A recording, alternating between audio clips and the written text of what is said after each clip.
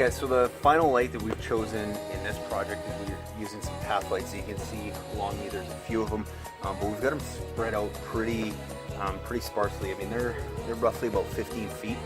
That'll cast lots of light because what we're using this for is we have a nice retaining rock wall here, and usually I like to use like an undercap light, but because this has already been built and this is kind of an afterthought, without having to rip up the rock wall, we got to find a different way to do that. So we're going to use some path lights to kind of do two things. One, it's going to light the garden up a little bit, but then the light's going to kind of cascade over the rock wall.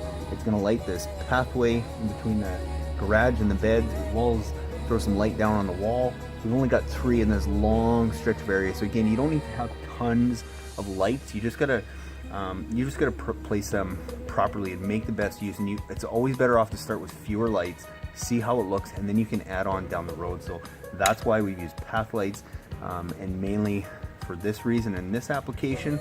So again, fun project with some path lights, some up lights, and some wash lights, all using them a little bit differently.